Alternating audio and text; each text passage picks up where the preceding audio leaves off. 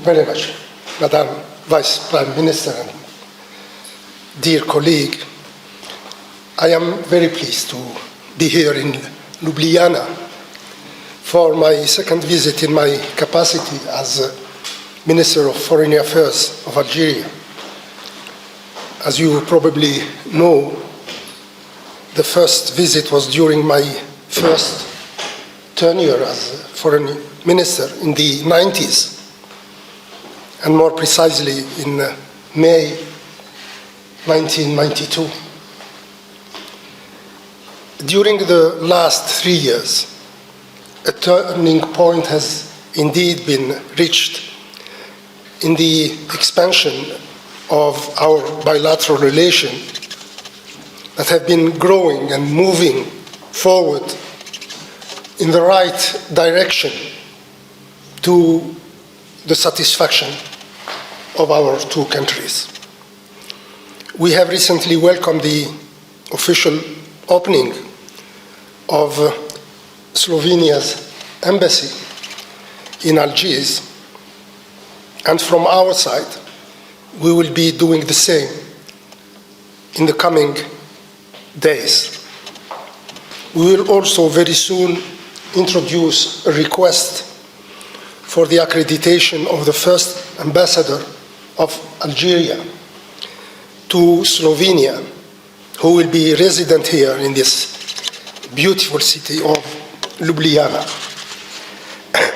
I think that we both agree the opening of these embassies, yours in Algiers and ours in Ljubljana, will give new impetus to this promising and rewarding partnership that we are building between our two friendly countries. Algeria is also very glad to be partnering with Slovenia in the energy field, as you have mentioned, by contributing substantially since January this year to the satisfaction of Slovenia's need of natural gas supplies. Building on these achievements, I am here today to see with our Slovenian friends how we can make additional and new leaps in our bilateral cooperation in all fields of common interests, notably in the digital economy, traditional and renewable energies, technologies of information and communication. And in this last respect, I am glad to announce that Algeria has joined the Center on Artificial Intelligence, created under the auspices of UNESCO and hosted by Slovenia. Other priority areas are being identified for cooperation between our two countries. I will mention water resources management, tourism, agriculture, forestry, and mining. We are also considering positively the proposal made by Slovenia to have direct maritime liaison between the port of Koper and the Algerian ports on the Mediterranean. This is also an opportunity to continue to work towards strengthening the legal and structural framework of our bilateral cooperation, notably through enacting the Joint Commission on Economic Cooperation while finalizing pending agreements, such as the one concerning the establishment of a joint business council. I am here also to discuss with our Slovenian friends the possibility of taking advantage together of the entry into force of the African Free Trade Zone to promote triangular trade with Africa. Slovenia is a well-known trading and especially exporting nation, and Algeria enjoys an important role in Africa. So by putting together these two potentials, we can succeed in promoting this idea of triangular trade.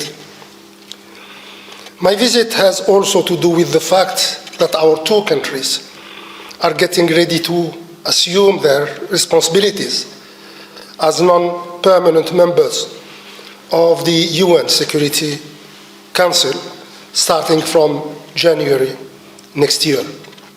I am glad that we have supported each other during the elections, that we have coordinated well so far, and that we are committed to working together to bring an added value to the Council's work amidst the current challenging times. Our task is certainly not an easy one, given the state of paralysis in which, unfortunately, the Security Council has been plunged in the face of mounting threats to international peace and security. And in this regard, the world is witnessing helplessly nowadays in Palestine an evolving tragedy and an increasing violent conflicts waging in many African countries, particularly in the Sahelo-Saharan region. And those are concrete examples of the Council's inaction and ineffectiveness. The position of Slovenia on the situations prevailing in the Middle East and the Sahel region is highly appreciated in our part of the world.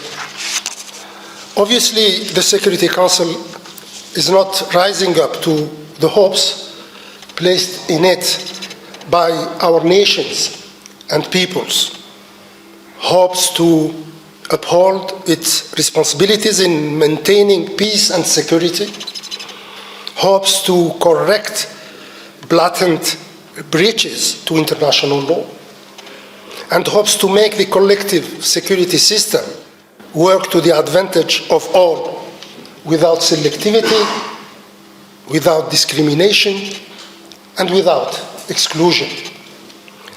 I'm sure that by joining our forces and voices within the Council, and by working closely together with other like-minded countries, particularly among the elected members of the Council, the E10, we can collectively make a genuine contribution towards bridging mounting divisions within the Council with the aim of restoring trust and confidence in the role of the United Nations, and particularly in that of the Security Council.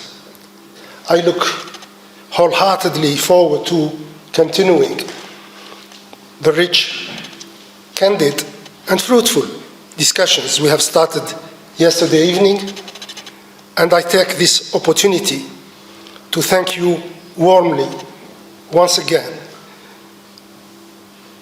for the wonderful hospitality and for all the kind marks of attention accorded to me and to the Algerian delegation here in this friendly country of Slovenia. Thank you very much.